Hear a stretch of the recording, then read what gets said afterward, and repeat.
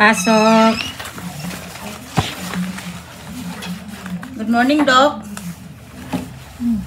Ano ba ito nakalagay dito sa mga papel ko kay mga drawing? Doc, good morning. Ay, good morning, Mrs. Opo, Mrs. Anong sadya natin, Mrs?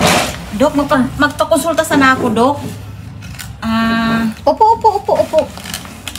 Parang akong nahihirapan sa'yo, Mrs. Ang dami mong dala. Ano ba yung dala mo, Galing Mrs? kasi ako, Doc, sa anak ko doon, nag-meeting ako sa kinder, nag-meeting ako sa grade 2, tapos 5, 6. May high school pa ako, Doc, tapos may baby pa ako Doc, naghintay nung isang taon, Doc. Doc, mag-ano sana ako sa'yo, Doc, yung anong pwedeng gamitin para hindi na magbuntis.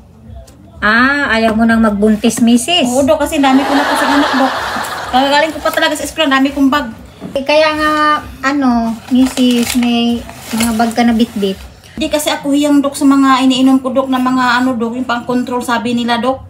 Kaya gusto ko palitan, Doc. Ano kaya magandang gawin para, Doc, para hindi na, parang palitan ko yun, Doc, para hindi na ako magbuntis. Ang gawin mo na lang, Mrs., kuha na lang, kalendar na lang siguro, Mrs., ang gawin mo. Kasi maganda yung kalendar. Safe yan, Doc? Oo, safety yun. Siguradong hindi ka mabubuntis yun kasi maganda yun eh. Yun ang gamit ko eh, tingnan nyo. Ang ganda pa rin hanggang ngayon ng aking katawan.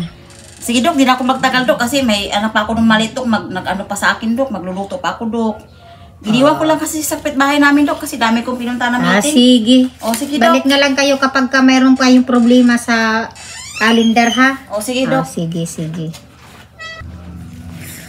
Init. Pasok.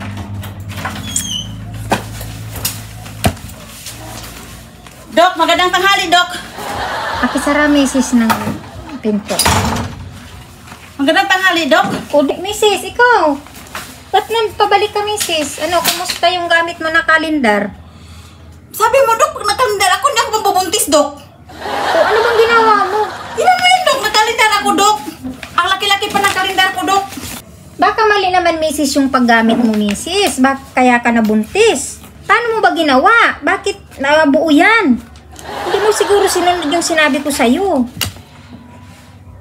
Doc, sabi mo, Doc, magkalendar ako, Doc. Kaya ang ginawa ko, Doc, sinasabi namin to ng aking mister, Doc. Kaya naman pala, Mrs., nabuo yan, Mrs., kaya sinasapin mo lang pala. Ang ibig kong sabihin, Mrs., kapag ikaw ay nag-kalendar, magbibilang ka.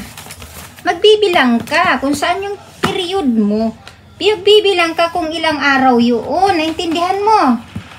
Hindi ka naman pala nakikinig sa mga sinasabi ko, kundi ang ginawa mo ay sinapin mo itong kalendar. O kaya naman pala ikaw ay nagkaroon ng panibagong anak, panibagong baby. Sabi mo naman kasi, Doc, magkalendar ako, Doc. Hindi mo man sinabi, Doc, na gano'n. Kaya sinasabi namin ng mister ko itong kalendar, Doc.